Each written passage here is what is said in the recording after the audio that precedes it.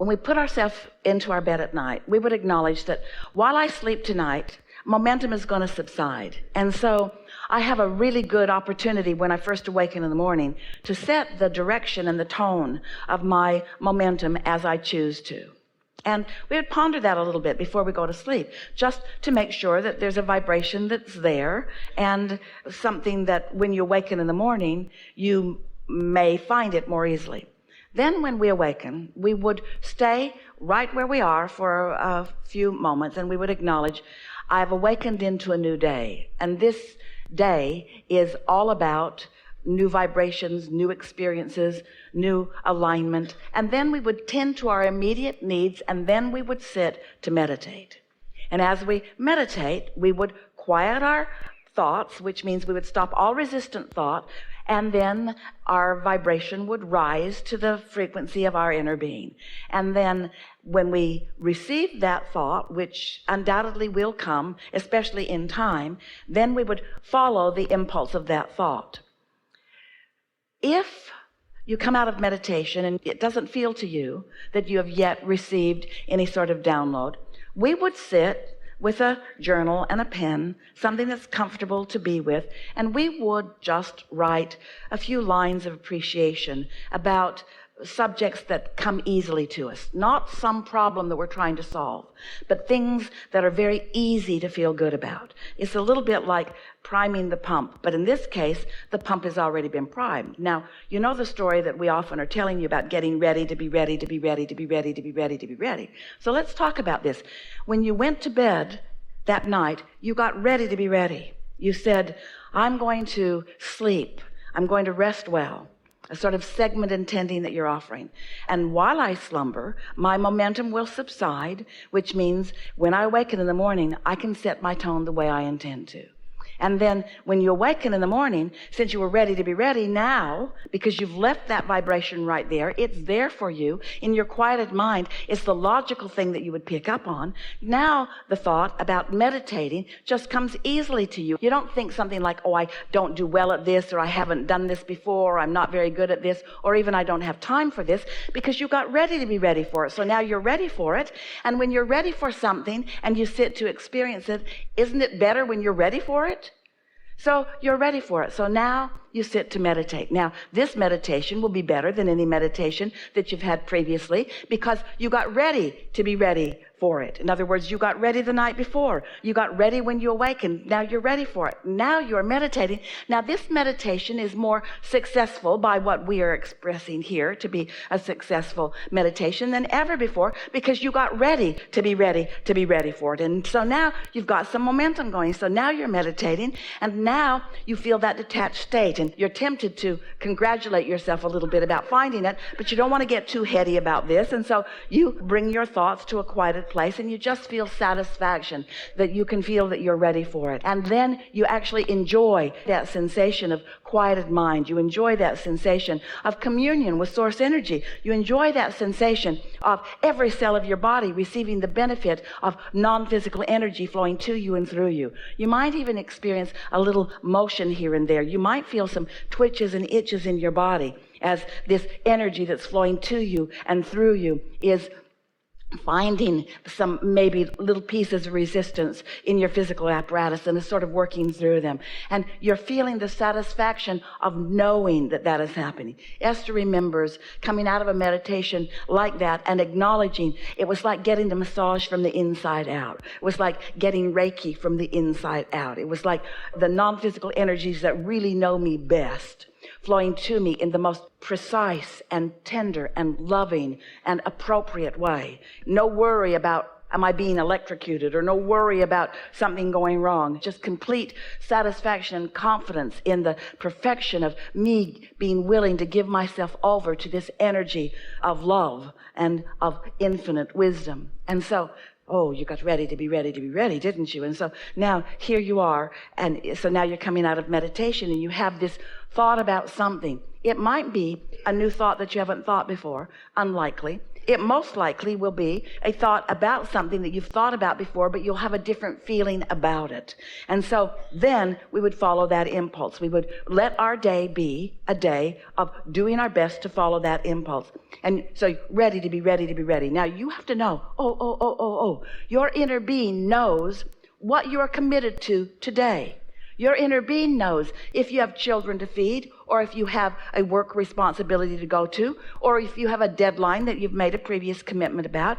Your inner being is not, now that they've got you in this state of communication, going to lead you astray to be whimsical and irresponsible. Your inner being knows full well what you are set out to accomplish today, and also knows what's in your vortex that can be worked in and around and among all of the other things that you're about.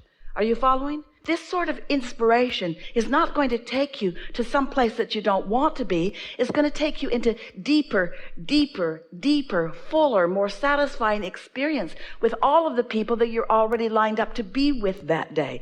Ready to be ready, to be ready, to be ready. And so now, let's say that you're further into the day, and now this readiness is beginning to peter out just a little bit, because now the responsibilities and the details and the actions and the habits of action and the habits of thought of your normal day are beginning to dominate just a little bit more. You had a pretty good thing going for a while, and so now you're maybe bumping into some things.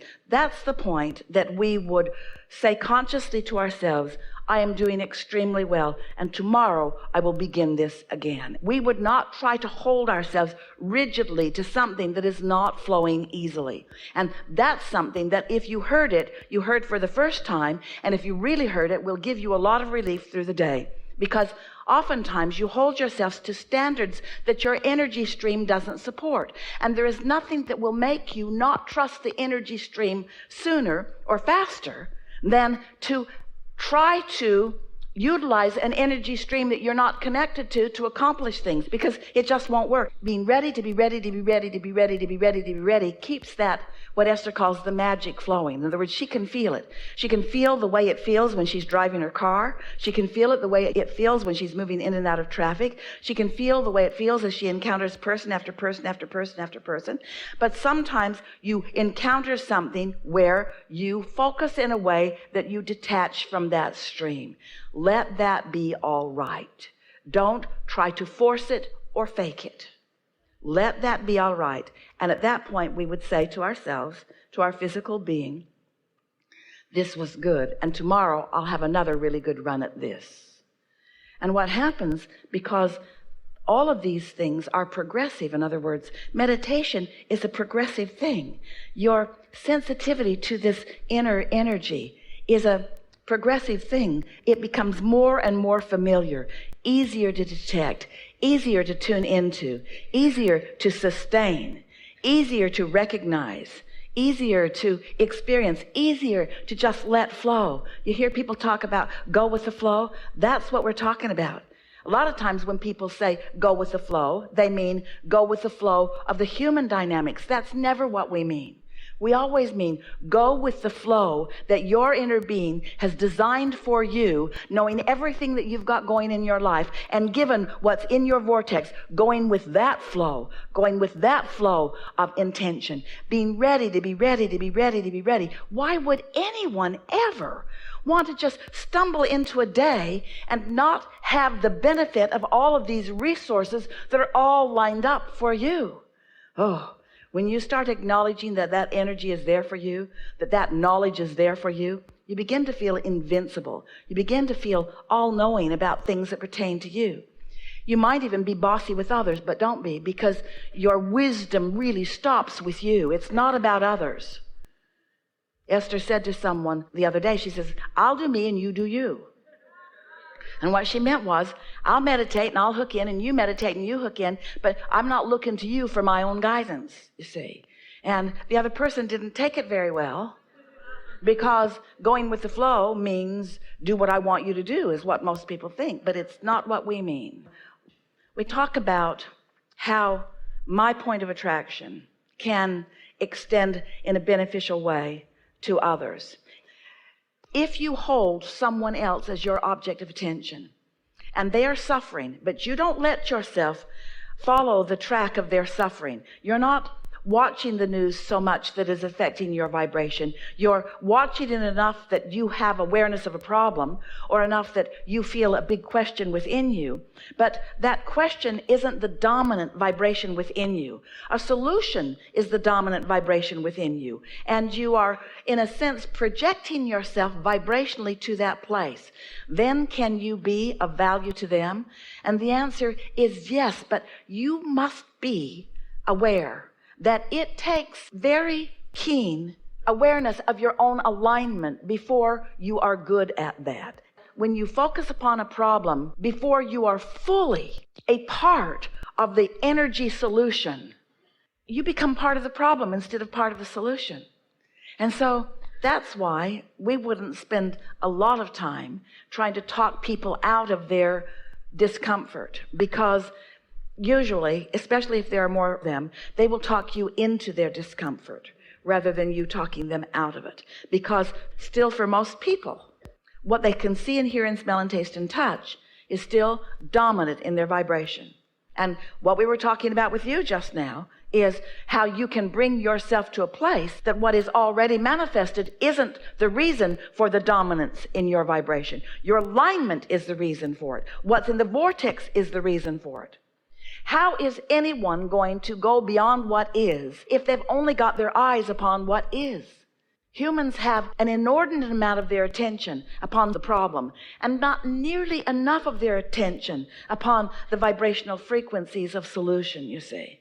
And so you say, how can I help those who don't understand about Abraham, don't understand about law of attraction, who don't understand, who haven't practiced vibration, who haven't meditated, who don't know for sure that they're in alignment with the energy? How can I help them know what alignment feels like? And we say, you can't. You can just know that they can know, and know that at one time you didn't know, and know that at one time there were a lot of people standing in the same physical shoes that they are, and knowing that it gets better and better and better, and that with knowledge about these universal laws, there is more control of your own vibration, of your own point of attraction. One who connects with this energy of well-being and holds others as object of attention always helps. It always helps. But we want to remind you that the source within you is already doing that. And so the answer is right here, right on the tip of your mind. If source energy has always been flowing to all of them, then what difference can you make? You can demonstrate what the receiving mode is. So how do you demonstrate what the receiving mode is? You turn away from problems. You don't encourage them or exaggerate them. You talk mostly about solution. You look for things that feel good. You bask more. You appreciate more. You meditate always. You tune up. You're aware of your emotions. You tune in deliberately and intentionally. Demonstrate what receiving is. That's how you help the world. Because everyone is being blessed with the energy that helps. They've just got to figure out how to let it in, and you cannot let it in for them. You can only let it in for you. Now, we think if we were standing in your physical shoes, that would be nice to know. And often, in your alignment, you'll be inspired to give. You'll be inspired to send money. You'll be inspired to go maybe bail out some water. You'll be inspired to things that will help. But this deep question that you're asking about, that how do I teach someone to know source? Can I say enough words about it? Or do they have to have the experience of not feeling it and then feeling it to know the difference? How do I teach someone what clarity feels like? Can I be clear enough that they feel my clarity? Can I be so clear that I can just radiate clarity into their brain? No. It can just be clear, steadily clear, steadily clear, steady, steady, steady, steady, steady, steady, steady. Demonstrating it steadily, steadily, steadily. Not through the words, but through the feel of your words. Not through the words, but through the tone of the words. Because you can't fake it. You got to be there. And so, for those like this gathering who care so much about others, who are born uplifters, you just got to do it for yourself first, and then it just oozes out of you.